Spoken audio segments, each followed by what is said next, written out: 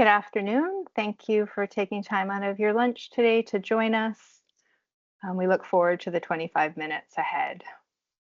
We acknowledge with gratitude that we're connecting virtually today from the traditional unceded and shared territories of the Katzie, Kwantlen, Semiahmoo, and other Coast Salish peoples. With this acknowledgement, we recognize our responsibility as educators to create spaces that reflect Indigenous ways of knowing, being, and belonging, where all children feel connected, valued, and seen. If I haven't had the opportunity to meet you before, I'm Courtney Jones. I'm an early learning helping teacher part of my week, and I teach kindergarten as well. And I'm joined by my friend and colleague, and I'm so thrilled that she took up this opportunity when I extended her the invitation. This is Anne Hickling. She's currently an early literacy teacher. There will be many mnemonic alphabet resources shared today. Everything is hyperlinked directly in the slides. You can either click on those links today to open them in another window, or wait until the slides from today's session reach you by email tomorrow. The recording will also be shared with anyone who is registered. So to ensure we're all starting from a shared understanding, a picture mnemonic is a memory aid in which the keyword picture is visually embedded into the shape of the letter itself, as shown in this example. It differs from a plain letter with a keyword picture cue positioned beside it or under the letter. When we're referring to an alphabet mnemonic during this session, we're referencing what you're seeing on your screen at this time. So the type of letter format shown there. If you're new to alphabet mnemonics, we invite you to explore the dedicated page on the Surrey School One platform. It features a range of mnemonic alphabet resources, including a recording of last fall's introductory session. So before exploring how an embedded mnemonic alphabet supports letter sound learning, let's briefly review key principles underlying its use. Firstly, automatic connection of visual letters to their most common sounds is a foundational skill for decoding and encoding print. Without this knowledge, children cannot decode even the simplest words. However, the goal is not just accuracy or acquiring it, but automaticity. Initially, accuracy with slow or hesitant recall signals that automaticity hasn't yet been achieved. As Anne will highlight in a moment, consistent practice and review are key to building both accuracy and automaticity. Secondly, an intentional letter teaching sequence helps children begin decoding and encoding quickly. Phonics experts recommend starting with high frequency consonants, letters like M, S, T, P, that occur in high volume in early reading, and short vowels such as A and I. Both UFLI Foundation and Surrey Scope and Sequence follow a letter frequency sequence. We invite you to consider choosing one of these sequences to guide your instruction. And finally, letters and their common sounds have been arbitrarily assigned and must be memorized to automaticity. Unlike whole words, which are initially decoded and later recognized by sight, letter sound associations, letter formation, and letter names require direct memorization through practice. And so while mnemonic alphabets are gaining increased awareness in recent years, it's important to note that the research base dates back to the 1980s. And more recently, a 2021 comprehensive study found that students taught with embedded picture mnemonics learned almost twice as many letter sounds in the same time frame as compared to students who were taught with plain letters. This was found, they also found that there was better recall over time and that the transfer of the letter sound knowledge was stronger to reading and writing, which is the whole point of letter sound learning. This was found within typically developing learners, multilingual learners, and children with exceptionalities. Research has also shown that embedded picture mnemonics outperform more traditional instructional approaches, including letter art, poems, chants, songs, the alphabet jive, children's names, and letter hunts. While these approaches may be sufficient for a small number of students, most students will require more explicit instruction that connects the visual representation of a letter to its sound and formation. And as Anne will soon highlight, instruction using an alphabet mnemonic effectively integrates all three of those components.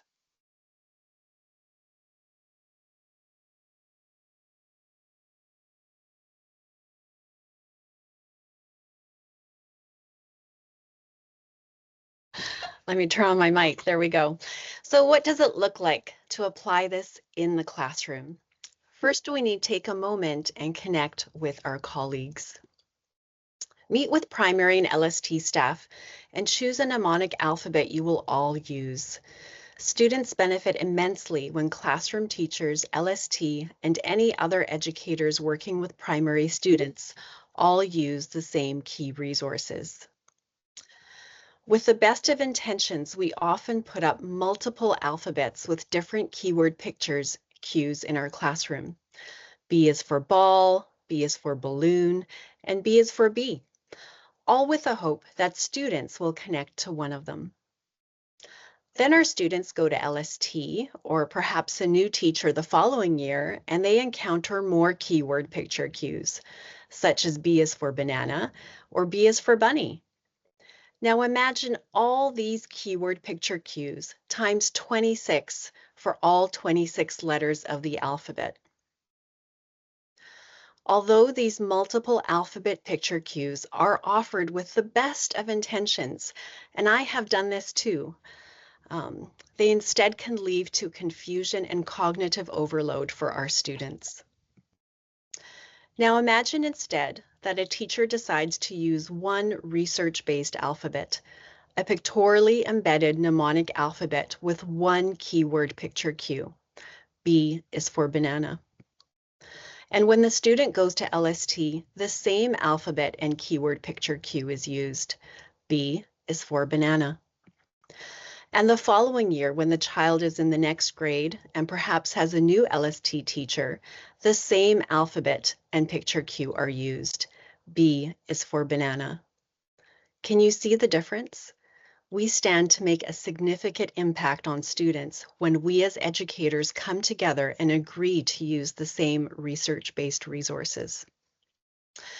It really doesn't matter which mnemonic alphabet you choose, whether it is the one from Onlit pictured here, or the one from Spelphabet, or Itchy's alphabet.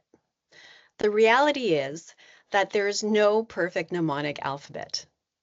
The most important thing is that you use a pictorially embedded mnemonic alphabet and that you and your colleagues agree to use a common one.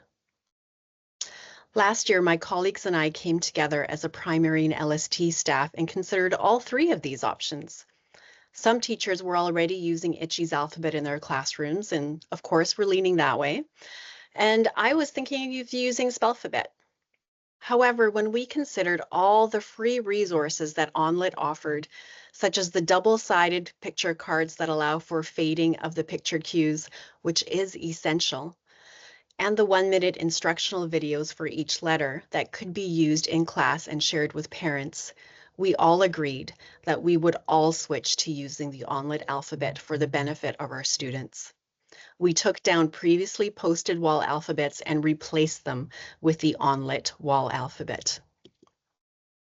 So meet with your primary and LST staff and agree on a mnemonic alphabet that you will all use. This will greatly benefit your students. However, if some staff members are not on board, don't let this hold you back from using a mnemonic alphabet in your own class.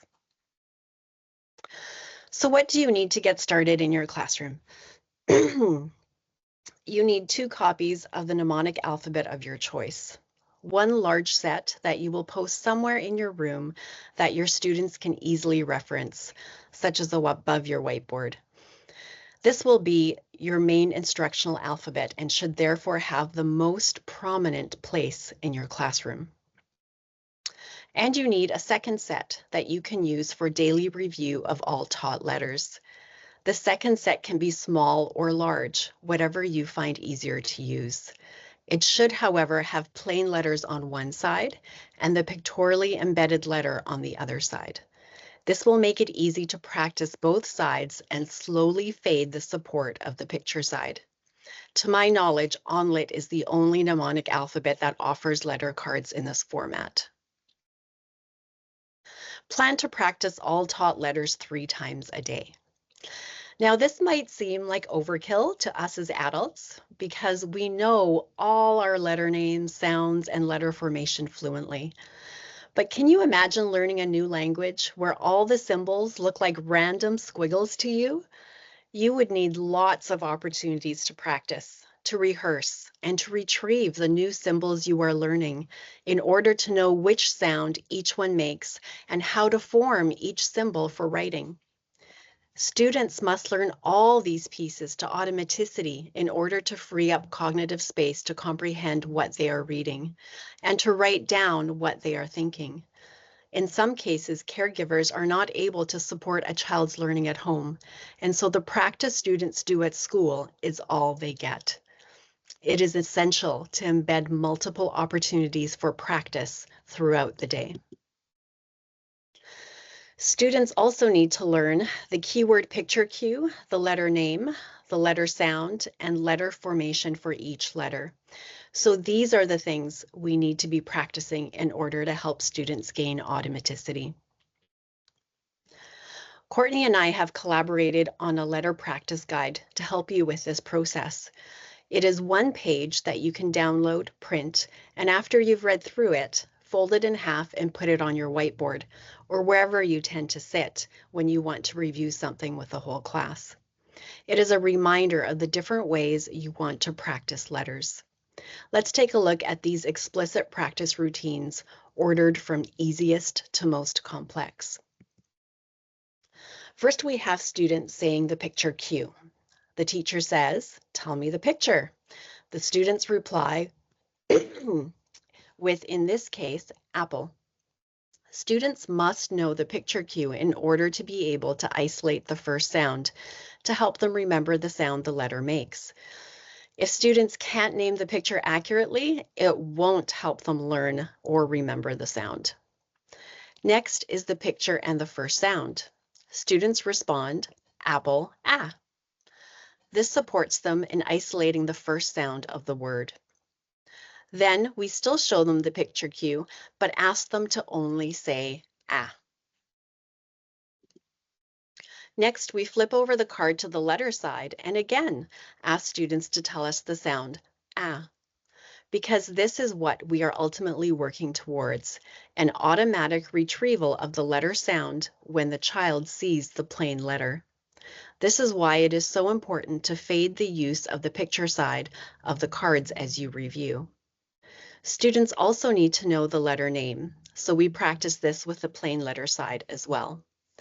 If at any point you notice that students are having difficulty giving an accurate answer for any response, you can offer a downward scaffold by saying the correct response and having the students echo back.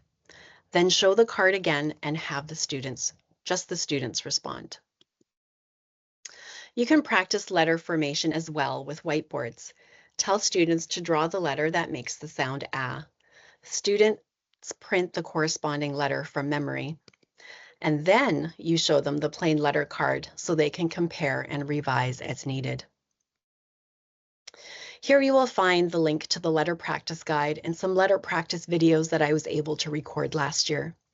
There are also some tips for getting student attention for review times. It is important that students are looking at the letter cards we are holding during review so that they can connect the letter sound they see with the letter name or sound. Pardon me, they can connect the letter they see with the letter name or sound.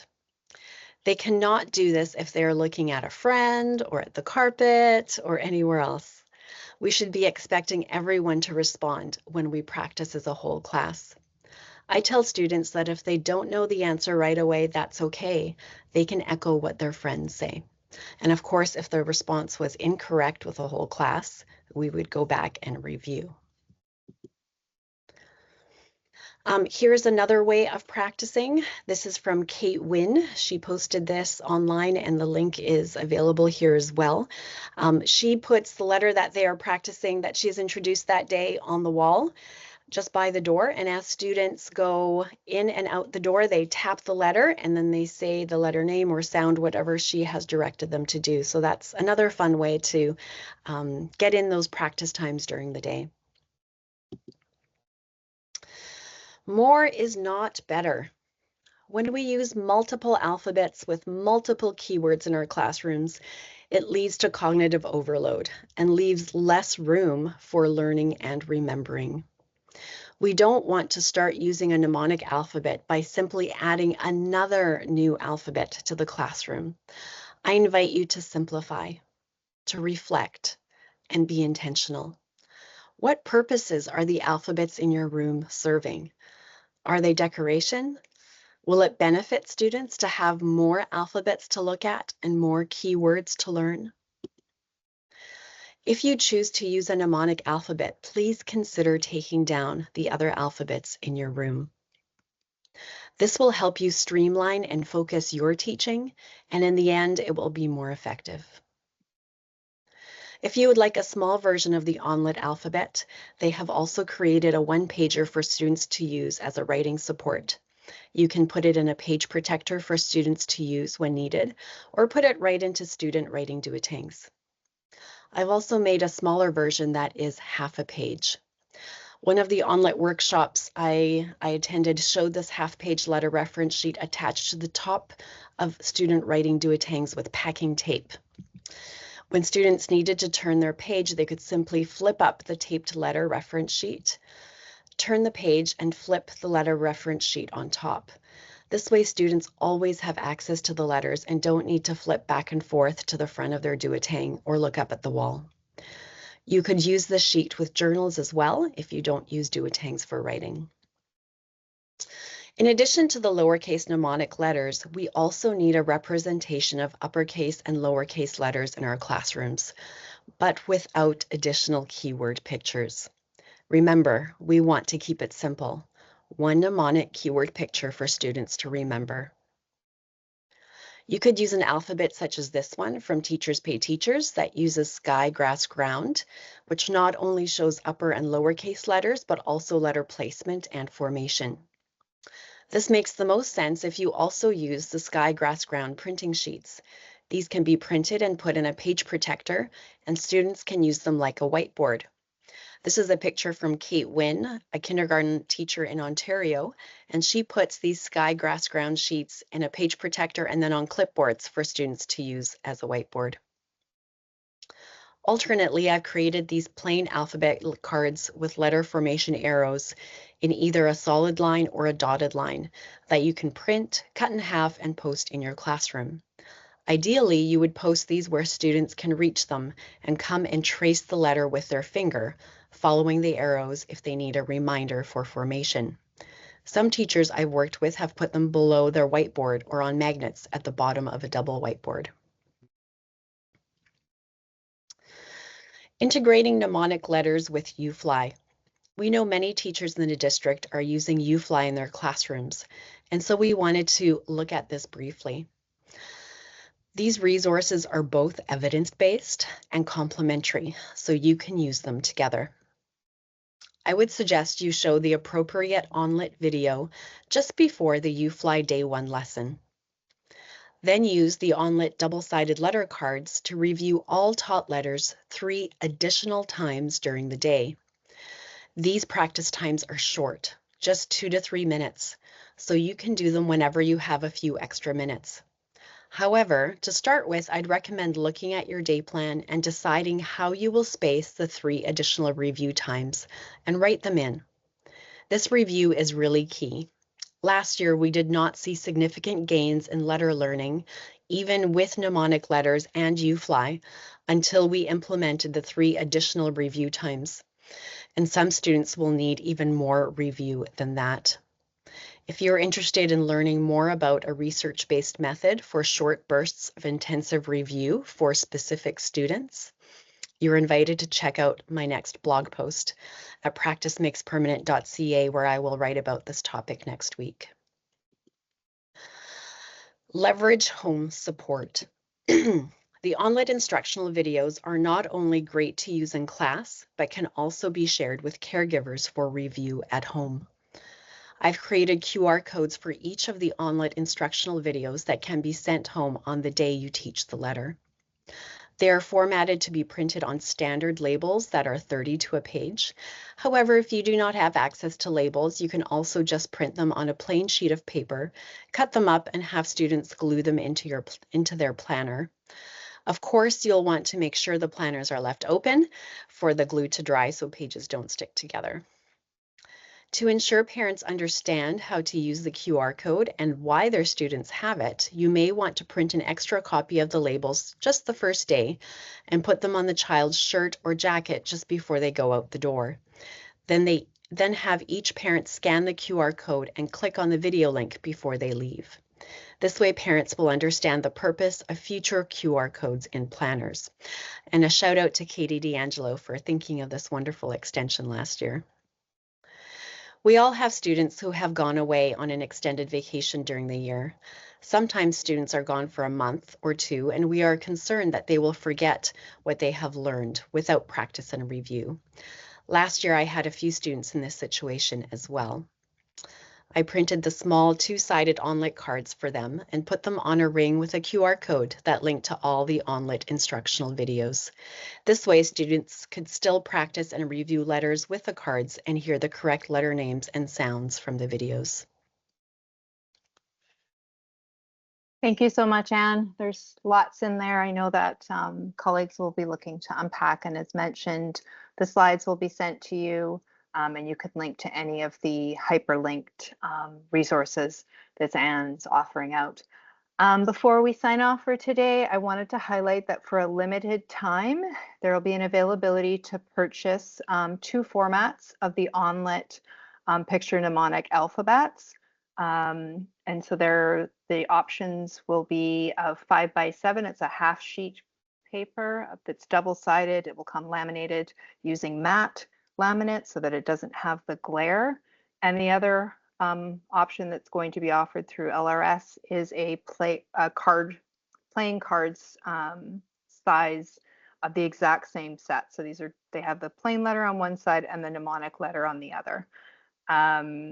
The order form will be sent to principals and vice principals from LRS next Wednesday through their confidential memo. So you'll want to connect with your administrative team if this is of interest. And then they will have until Friday, October 24th to place that order. The cards have already arrived at the LRS website warehouse, so we can expect distribution to schools to begin as soon as the order window closes. Please don't hesitate to reach out to me if you have wonderings or need support in placing those orders. But with that, extend deep gratitude to Anne today, to you for joining us, and please reach out moving forward. Have a great rest of your day.